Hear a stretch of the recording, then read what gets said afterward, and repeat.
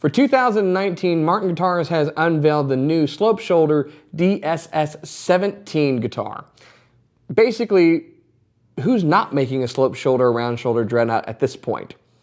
So we're going to take a look. How does this guitar sound? How does it compare? Stick around. Hey everyone, this is Chris McKee with Alamo Music Center in San Antonio, Texas. You can find us on the web at alamomusic.com. So Martin Guitars at the 2019 Winter NAMM Show showed us this great Sunburst DSS-17.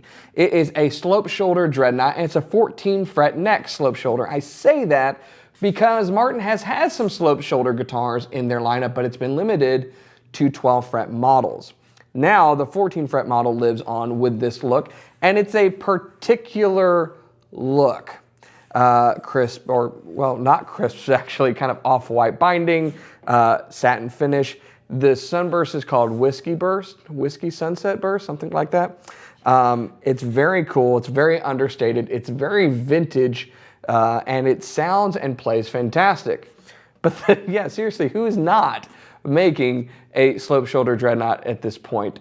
And I say that somewhat in jest, but let's think about it. Prior to 2019, neither Taylor nor Martin really had a guitar that looked like this. If you wanted a guitar that looked like this, generally speaking, excluding some of the smaller brands like Waterloo and whatnot, you went to Gibson and you got yourself a J-45, one of the many variations of a J-45. And now you can, at the same price point, choose between a J-45, this DSS-17 in either this finish or a smoke finish, which is like the satin black, or a Taylor 317E, which is the Grand Pacific guitar, which, you know, they've given it its own name, but for all intents and purposes, it's a round-shouldered dreadnought guitar. So what we want to do is we want to put this new guitar through its paces because we finally have one. It's June. It was shown at Winter NAMM, and we finally have one. Nevertheless, it's a great guitar. I'm glad it's here. So let's talk about the specs, and then we'll play it and compare it to two other guitars that are similar. So it's a Martin Dreadnought. It's part of the 17 series. Price-wise, it's under $2,000, and it's going to come with a gig bag instead of a hard shell case. It's all solid wood construction manufactured in Nazareth, Pennsylvania. Solid spruce top, solid mahogany back and sides. It has a 25.5-inch scale like most Martin Dreadnoughts do. It's got the 1 3/4-inch nut and the modified low oval profile neck, which again is becoming commonplace on their guitars. Now it's all satin finished, rosewood bridge, rosewood fingerboard. There's no rich light here, but there's also no ebony to keep the cost down. It's giving you a decidedly vintage appearance, whether you get it in this whiskey burst finish or in the smoked finish. If you go with that smoke black look, it's satin with a white contrasting pick guard that has its own cool look to it, particularly with that kind of cream binding offsetting that up here on the headstock. It's going to have that Martin logo with these kind of aged and ivoroid buttoned vintage open back tuners on it. All in all, the guitar feels great. It's very light. You know, it's really kind of one of those really good Martin buys like their 15 series, 16, 17 series. These guitars have all been made in the USA Martins that are a great value, you know, that give you a lot of guitar for the money, particularly if what you're looking for is acoustic tone and feel. This guitar has been strung with their retro strings. If you're not familiar, the retro strings that Martin makes are made of Monel. Now, if my understanding is correct, because I didn't live way back when, but Monel is what guitars were generally strung with prior to World War II. Now, after World War II, things had switched, and the reason was because during the war, the government needed nickel. And if you're too young to understand this, there were rations, which means you had to do without things. I know, shocking that someone would have to do without something. But anyways, you had to do without things. And nickel was needed for the war effort. So it wasn't available for strings, which is a key component of Monel. And so bronze was used. Phosphor bronze strings became the norm. That's what we typically use today. But Monel has some benefits. One, it lasts a long, long time. They're not coated, but Monel's used on things like boat propellers and trumpet valves. It doesn't really rust. So it's great from that standpoint. And they also have a different tone, a decidedly fundamental, strong tone to them. And I like it on mahogany guitars. So that's why they have it here.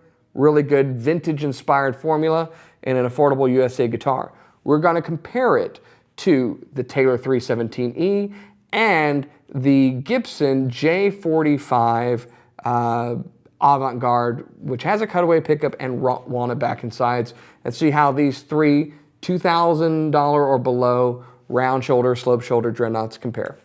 Check it out.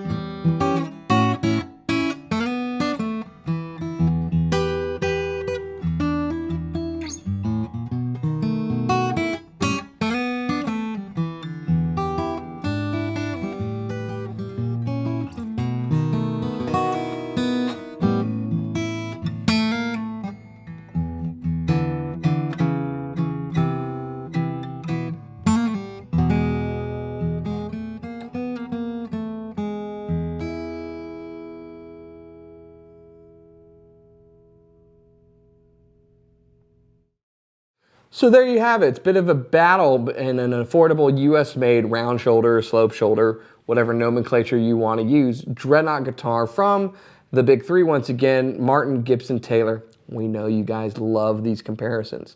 Now, little bit of a caveat that I want to make sure that I stress.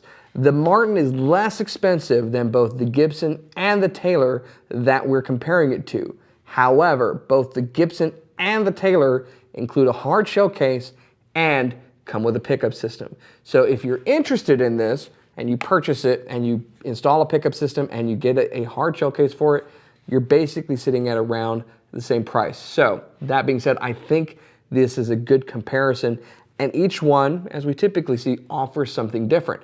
I really dig this guitar though, just like the 15 series, just like the other 17 series guitars. I think these are cool.